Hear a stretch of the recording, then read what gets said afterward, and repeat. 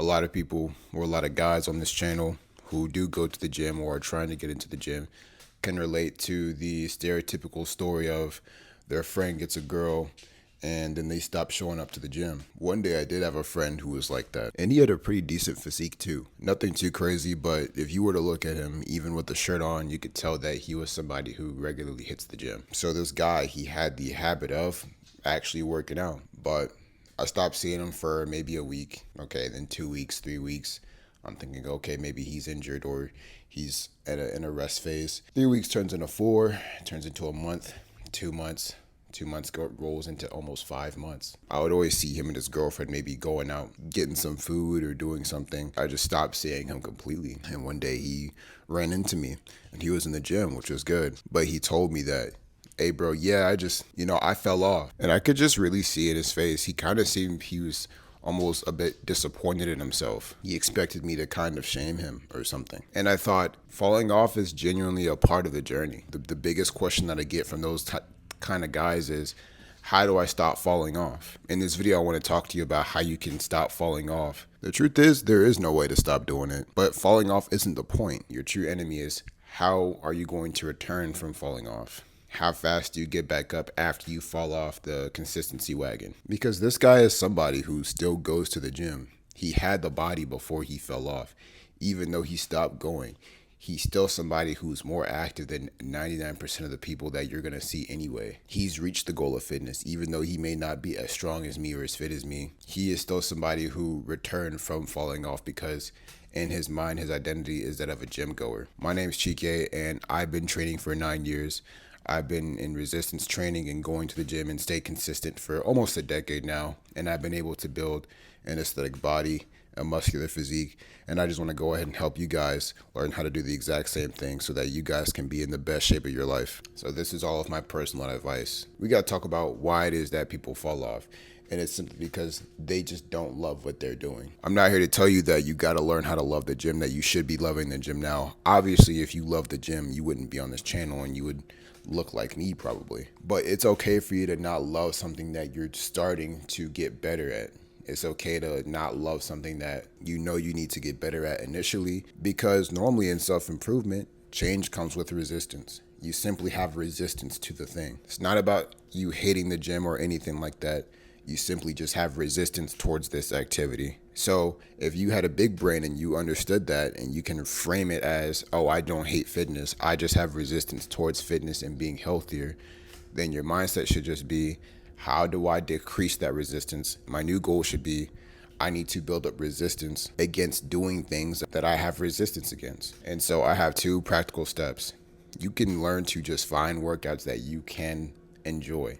You should make your workout routine comprise of things you hate the least or things you enjoy, stuff that you can tolerate. If you like doing squats on the hack squat machine or the Smith machine, if you like doing leg curls, do that. But find workouts that you can actually enjoy. The second thing, and I think the most effective thing that you can do to weaken the resistance against fitness, is by learning to just eat the frog. And honestly, this is probably the fastest way to build up immunity against the resistance that you have towards fitness, is to just learn how to eat the damn frog. What that means is you find the hardest task that you can think about, and you do that thing first thing in the morning, first thing that you do when you wake up. Let's say I said you have to eat a damn frog. It's part of your meal. It's protein. That's what you got to eat. Would the first thing you eat on your plate be the frog, or would it be just the main course first? You're going to eat the sides, you're going to eat the dessert, and then you're going to eat the frog after. If you have low levels of baseline dopamine and you think like a retard, you're probably going to eat the frog last. But the smart thing to do is to eat the frog first thing on your plate. Why? It's because if you eat that frog, you can at least enjoy your meal afterwards, and then you can wash the taste of the frog out of your mouth. It's the same thing with fitness and really life. What you should do is find that workout that you hate, or if you just hate working out in general, find a quick routine that you can do as soon as you wake up. So an actionable step that you can do to learn how to build resistance against fitness is to just find a workout routine, find something actionable, maybe push-ups, pull-ups, sit-ups, or something in the morning, and do that first thing in the morning as soon as you wake up. Don't brush your teeth, don't eat breakfast, Don't take a shower, don't do anything. First thing in the morning, eat the frog, and you're going to see that you're going to build resistance. And on top of that is you need to be organized, because while you do these actionable steps, you need to make sure that you do it at a certain time of day so that everything is automated for you. And that's a big reason why people fall off of the gym. It's because their day is not organized. There's a new analogy that I learned. It's called being in pilot mode or plane mode. Most people in their day, they make a numerous amount of decisions every single day. What are they going to eat? What are they going to wear? What time they're going to eat? What workout they're going to do, etc., etc. You make many decisions every single day, but you don't know that that's actually holding you back from being productive, from being efficient, and from knocking out your daily goals. Having a day where you have to make multiple decisions is actually draining a lot of energy from your brain. Decision making is probably one of the most energy draining and common tasks that the brain does every single day. So what you want to do is take away your brain's reason to make decisions every single day. So what do? Well, you pre-plan your day before you start it. You have a schedule, you get organized. Make your schedule so autistically detailed that there's no room for thinking when it is you have to do a certain task or what workout you have to do. And that's what I call pilot mode and plane mode. Pilot mode is when you have to make a bunch of decisions. Most people live on pilot mode. Plane mode, you're simply just a plane. You're no longer the captain of your ship. The you yesterday who had better intentions of you and isn't perturbed by today's emotions and inconveniences isn't going to be the one leading you on your day. It's going to be the you yesterday who is logical and understanding and has the best outlook on your day in mind. That's going to be the one that's going to lead your day. So when you from yesterday says, oh, at 1 p.m., go hit the gym, hit arms, and this is your workout. The you today who's tired because maybe at work Sarah said something or your boss was being a dick or whatever, doesn't really have to think about and make that decision. That person, you already knows what it is that you have to do. And to tie that into my previous point about eating the frog, ideally you should make working out the priority thing of your day. You should make that the most important meeting of your day. Why? Because it's something that you need. It's something that you're trying to change. You're trying to change your body. If you set a goal and you set something that you want to change in your life, you have a certain goal, make that the most important thing of your day. Don't make it work. Don't make it anything else. Make the gym the most important part of your day. That doesn't mean skip work or skip school or nothing like that. That means throughout the day, you should be thinking about, okay, I have to make sure that I make this appointment. I have to make sure that I make this, because if you don't take it seriously, it's not going to get done. Take the gym very, very seriously. Treat it like it's almost a meeting. Sort of visualize yourself doing the workout that you want to do. Or if you're smart and you have the ability to do this, make your workouts be the first thing you do in the morning. Make it the frog of your day. You get up, don't even brush your teeth, don't do shit. Go straight to the gym and do your workout.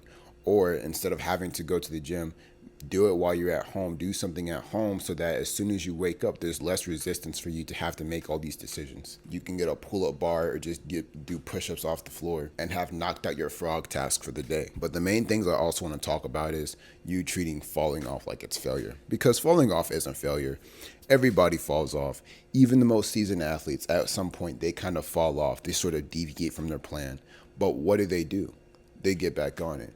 When you think of people like Mike Tyson or Chris Bumstead or any of these professional athletes, do you think publicly they say that they fell off? They don't say that, and you don't even see it. But if you think about it, for years, they've done the exact same thing for years. Do you not think that there wasn't a time in which they sort of deviated in their training, that they maybe got a little worse or they got a little less disciplined? Yes, of course. But what do you think they did? They still got back up. And that's my point. Falling off isn't a failure. It's sitting there and treating and framing falling off like it's a complete failure in a lose game. That's when you actually fail. Quitting is simply never going back to fitness ever again. That's what failing is. Falling off is simply just a speed bump. In fact, I don't even like to call it falling off. You're simply falling down. But if you're an adult and you fall and you choose not to get back up, we either think that you need life alert or you're just being a big old baby. Treat and frame falling off as you just going over a speed bump or you're stopping at a red light. Don't act like it's an excuse to not get up and go again, because that's essentially what people do. They say, oh, I fell off, and then in their head they're gonna be like, oh yeah, man, I fell off, bro, and just sit there. And it's like, nah, bro, okay, you fell off, great, I'll see you tomorrow, do it again. You missed your upper body, you missed your chest day, cool, you're gonna hit your chest day next week, you're gonna hit biceps and back today. Simple as that. But falling off is a perfectly normal part of fitness. It's a perfectly normal part of self-improvement in general. Even in my self-improvement journey, there's times when I fall into habits that I know I shouldn't have fell into. There are times when I chose not to hit the gym because I had some situations come up, but it doesn't mean the next day I didn't get back to it. And that's the joy of this whole process of you becoming someone who just goes to the gym, because it's not about you sticking to something day after day after day. I mean, yes, that is how you make gains, but you need to frame it as you're simply reducing the days of your inactivity. You're reducing the days in which you don't strength train. I have this body and this muscle not simply because I stay consistent for a very long time, but if God were to pull up like a calendar and just say, hey, these are the days in which you didn't strength train. These days are red, and these are the days in which you did strength train. These days are green. In the beginning, in the earlier stages of my life, they would look kind of spotty, maybe almost even. But you would see the days almost become mostly green towards the end up until like today. You would see I have more green days than red days. It's the same thing with fitness. Your goal is to simply just reduce the days in which you're not active, in which you're not strength training and resistance training over time as you progress. And you may start falling off at 5 months. Then you want to minimize that to 4, 3, 2, and maybe a week, maybe a couple of days. You want to be the guy who focuses on minimizing the days and who will fall off and he'll forget to hit the gym 1 day, 2 days, but then he knows for a fact he's going to go back next week. If you see people like Chris Bumstead or David Goggins, well, David Goggins probably never falls off, let's be honest, but if he did, you would see him back on it the next day or the next week. That's how an athlete trains. That's how an expert is. And that's just the point that I'm trying to get people to. You want to reframe your whole identity. You want to change your entire identity of who you are. What is it are you? You're someone who is a gym goer. You're someone who simply is just more fit over time. And as you struggle with yourself and you fight with yourself and you destroy the resistance against you doing things that you know you should, eventually you're going to evolve into that person. Because the me who I am today and me who I am now is completely different. The me who would have a slew of bad habits, probably smoking weed, watching porn, and doing all these things. But now it's like, I don't even find interest in any of those things. But I did at one point. I had resistance, but you destroy resistance. Do what someone who goes to the gym does. Whenever you meet resistance, you push against it, and you build that muscle that's supposed to push against it. Because at the end of the day, no one can teach you to like the gym. And maybe you're not even supposed to. But you can get better at doing the things that you hate doing. You can get stronger at using the muscle that does things that you hate doing. I hope you found value in this video. If you want to learn more, go ahead and click on this one. Goodbye.